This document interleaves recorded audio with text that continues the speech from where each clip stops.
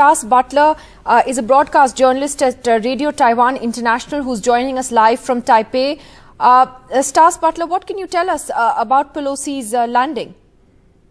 Well, it seems that, we don't have very many details about when exactly Pelosi's going to land. There've been kind of competing rumors, some saying 10:30, some saying shortly after 10. If these pictures are correct, and this is, in fact, her flight, then, as your colleague says, she's come rather a bit earlier than planned. But the mood here has been rather reserved compared to how the rest of the world has been talking about this flight. Newspapers in Taiwan haven't really been talking all that much about Pelosi for the last 3 days or so. It's only been in the last day or two that the intense speculation, perhaps when several media reports came out confirming that she would in fact visit. That's only when people here really started to talk about it. But certainly a sense of anticipation. The authorities here in Taiwan have stayed very tight-lipped about a potential Pelosi visit, saying only that they welcome all foreign visitors, and so they're refusing to comment directly on that. And I think to most people, life goes on. I mean, people here are used to some of the bellicose rhetoric coming out of Beijing regarding visits by American officials. There have been multiple visits by other American officials, by sitting and former US senators in recent months, not to mention delegations from places other than the US. So in some senses, this isn't all that out of the ordinary. But of course, Nancy Pelosi is the third most powerful woman third most powerful person in the United States. And she will be if she lands safely, will be the third, or rather the first sitting US House Speaker to visit Taiwan since Newt Gingrich in 1997. So, and as for Beijing's response, that's something that Taiwan is obviously keeping a close eye on, but it's something that they can only respond to once it's really developed. That was going to be my next question. It's interesting that, how you sort of also qualified her landing in Taipei. But in that sense, is there some amount of concern that Beijing would be under pressure to show that it's doing something, even if that might not lead to a full-fledged conflict, but to sort of, in a sense, punish Taiwan for this visit? Well, I think you're right, and I think that punishment may not come immediately. I think it's worth noting that Beijing may well decide to enact whatever punishment it decides is appropriate for this occasion fairly well after Pelosi has left Taiwan, and that wouldn't be out of the ordinary given historical precedent in the third Straits crisis of 1995-96. There is a fair degree of, I suppose, trepidation. The worry is, I suppose, among some people that there is already quite a high baseline of military activity by Beijing. Taiwan has seen repeated incursions into its air defense zone by Chinese military aircraft over the past few months, and that's been, increasing over that time period. So the question is, what can Beijing do that would rise above that already quite high ground level of military activity to give what it supposes is a lesson to the United States and to Taiwan not to allow this kind of thing to go ahead again? Stas Butler, stay with us for a couple of minutes. We're also joined by Rick Glauert, who's with Taiwan Plus. And I think Rick is, in fact, at the airport as we speak. Rick, if you could tell us what's happening there, what you're hearing about what time she lands. Hi, so the latest is that she'll be arriving about 10:20. We're outside the Songshan Taipei airport, outside the military part of the airport here. There's plenty of people gathered, plenty of journalists, people waiting for the arrival. Obviously, everyone's using the flight track apps to track the flight coming in. We've seen that that's one of the most tracked flights today. So a lot of these apps and websites are crashing. So it's hard to see exactly where she is on the ground from us here. But yeah, people are waiting out here outside the airport. And what is she expected to do when she gets there? So after she disembarks from the plane, she's expected to drive to a hotel also in downtown Taipei, about a 10 or 15 minute drive from here, the Grand Hyatt in central Taipei, where she'll spend the night. And then tomorrow she's got a packed schedule. This is not yet confirmed by anyone, but local media are reporting that she's going to visit the legislature in the morning, and then she'll also be visiting the president. And she's also set to meet with human rights activists and people pushing for human rights in China. Right. Rick Lord, why is Beijing so irked with this visit? It's not the first time a US official is visiting Taiwan. There have been visits in the past. Certainly a US speaker is going after a gap of 25 years. But why is this really irking China this time? Like you said, this is the highest level visit in more than 2 decades. And as you fully said before, China claims Taiwan as part of its own territory. It believes that Taiwan belongs to it.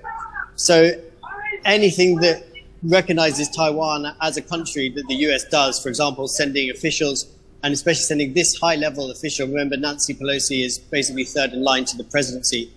For Beijing, that is a sign that Taiwan is being recognized as a country by the US, which China forbids under its One China principle.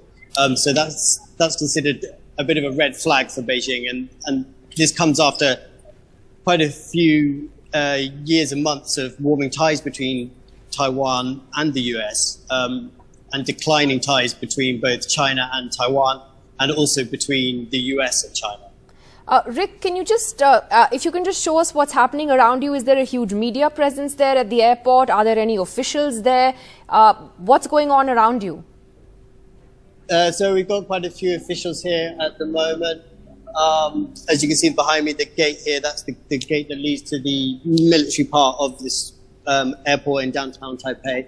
There also appears to be a little demonstration going on behind me there, which I need to go and have another look at. Right. Oh, all right. Interesting. The gathering there. The other question, though, would be, Stas Butler, just going back to you briefly, about the timing of this visit. Nancy Pelosi, of course, has been very outspoken on China for almost her entire political career. Most famously, going to Tiananmen Square in 1991 and holding up a banner in the memory of those who died there. But the White House was very uncomfortable with this visit, but they haven't asked her not to go. Clearly, that would look bad as well. Why do you think she chose this particular time to go? Well, I mean, obviously, I think the thing that's looming in everyone's minds from the beginning of this year is the conflict in Russia and Ukraine, and I think that has jolted a lot of policymakers in the US and in Europe to think more closely about their allies in the Asia Pacific and Indo-Pacific region, and a region that those countries are paying ever more close attention to. So I think, and obviously we know that Pelosi, or at least reports suggest Pelosi did intend to visit Taiwan back in April, but she then caught COVID-19 and wasn't able to go. So this is really, her second attempt, if you like, at coming to Taiwan. And yes, so she seems to have finally made it now. Right. Just again, Rick, just coming back to you, are you picking up any sense of concern amongst the people that you're talking to about the consequences and the fallout of this? I mean, Stas was suggesting that there may not be immediate consequences, but we also know that President Xi is going to look for a third term as the president of China, and perhaps would also not want to be seen as being weak, quote unquote, on any foreign policy issues. So there again may be some kind of messaging through a symbolic something to show that, look, we're still tough on Taiwan. Is there any worry about that you're picking up? Yeah, I mean, it's hard to deny that the atmosphere is quite tense in Taiwan. I think a lot of people welcome this visit, and obviously the sign that it shows that the US supports Taiwan, and the move it makes towards Taiwan being recognized more as a country. But just today, we've seen China up what is often called its gray zone warfare tactics against Taiwan. So this routinely involves China sending warplanes close to the island, China sending ships near to the island. Today, we've seen a lot of planes flying towards what they call the median line, the middle line between China and Taiwan. A lot of planes and boats have gone up to that line and returned. We've also seen cyber attacks on the presidential office website. Cyber attacks are obviously another form of grey zone warfare that Taiwan often accuses China of doing against the country. And we've also seen some bomb threats at this airport and the airport, the other big international airport near the capital here. So in terms of those sorts of things, yes, I think people do feel tense. But in terms of the wider threats and rhetoric coming out of China, these haven't actually changed that much in recent months. And obviously people in Taiwan have lived under the threat from China for decades now. Right. Stas, what more can you tell us about, what the Chinese have been doing in terms of their military drills? We've seen lots of videos coming out today as well of the kind of military exercises that they're doing, obviously flexing their muscle. What more information do you have on those?